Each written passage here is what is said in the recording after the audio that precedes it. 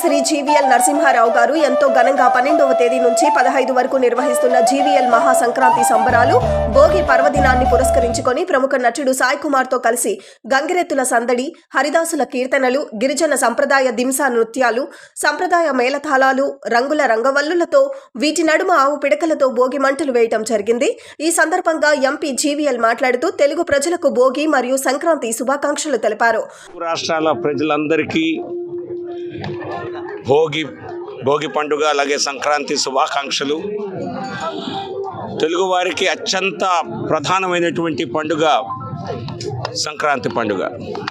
So ఈసారి సంక్రాంతిని మహాసంక్రాంతి పండుగలాగా జరుపుకోవాలని చెప్పి ఇక్కడ విశాఖపట్నంలో తలపించి ఆంధ్ర యూనివర్సిటీ కాలేజ్ గ్రౌండ్స్లో 4 రోజుల పాటు మరి అత్యంత వైభవంగా ఇక్కడ ఏర్పాట్లు చేయటం జరిగింది.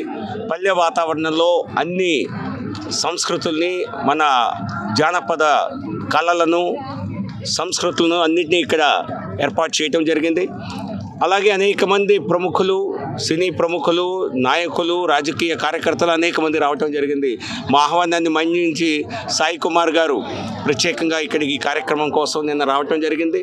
అలాగే ఈరోజు ఉదయం భోగి మంటల్లో కూడా మా అందరితో ఈ ఆనందాన్ని పంచుకోవటం జరిగింది.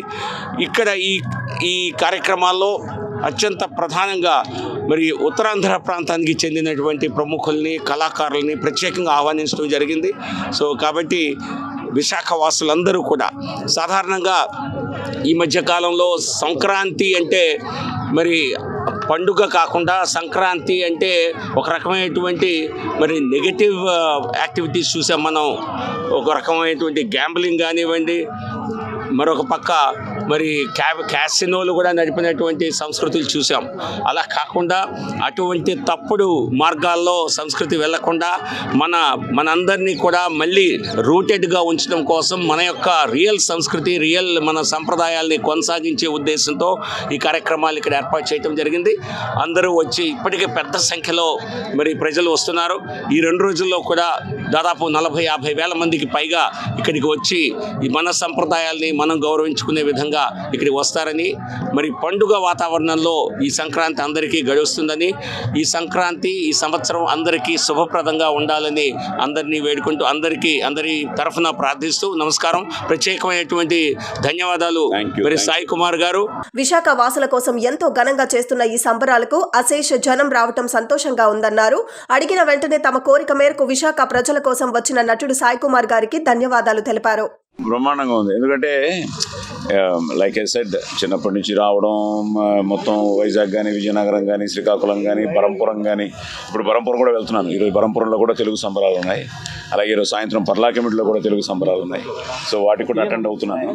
సో ఇటు రావడమే ఒక ఫీల్. ఎందుకంటే నాన్నగారు ఏదో సాధించాలని ఇక్కడి నుంచి బయలుదేరి ఈ విజయనగరం నుంచి 1954లో చెన్నై వచ్చి ఆయన ఒక లెవెల్గా ఆయన సాధిస్తే, ఆ తర్వాత మీ అందరి ఆశీర్వాదంతో నాన్నతో మొదలైన ఈ ప్రస్థానం మళ్ళీ నాతో కంటిన్యూ అయ్యి మళ్ళీ కర్ణాటక నన్ను ఆశీర్వదించి పోలీస్ స్టోరీతో నేను హీరో అయ్యి తర్వాత ప్రేమ కావాలి అంటూ వచ్చిన ఆది. ఇవన్నీ ఏంటంటే ఇట్స్ మా శ్రమతో పాటు, మా కృషితో పాటు ఒక దివ్యాశీస్సులు కూడా ఉండాలి, డివైన్ బ్లెస్సింగ్స్ ఉండాలి. సో మేమందరం లైక్ మాకు సింహాద్రి అప్పన్నే, అందుకని నా పేరులో కూడా వెంకట వరాహ నరసింహ ఈయన పేరులో ఉన్నట్టే. సో సాయి కుమార్ అనమాట. సో నాన్న ఎప్పుడు ఈ వైభవం గురించి, ఎందుకంటే 1974లోనే నేను దుర్యోధనుడి మైసభ విజయనగరంలో చేయడం జరిగింది, రాజేశ్వరరావు గారి మ్యూజికల్ నైట్లో. అప్పుడు నాన్న ఎంత భయపడ్డారో నాకు గుర్తుంది ఇప్పటికీ. ఎందుకంటే విజయనగరంలో నువ్వు కానీ శభాష్ అనిపించుకుంటే ఇంకా అద్భుతం, అట్లీస్ట్ బాగుంది అంటే చాలు అన్నారు. ఎందుకంటే అంత భయం ఆయనకి విజయనగరం, ఎందుకంటే కళలకు పుట్టినిల్లు. జీవీఎల్ గారు ఆహ్వానం నాకు ఇవ్వగానే నేను ఇంకో ఆలోచించకుండా తప్పకుండా వస్తాను సార్ అని చెప్పి రావడం జరిగింది. దానికి కారణం వైజాగే, లైక్ యూ సెడ్. ఎందుకంటే నా రీఎంట్రీ కూడా వైజాగ్లోనే స్టార్ట్ అయింది, ఛాలెంజ్ అనే సినిమా చిరంజీవి గారితో.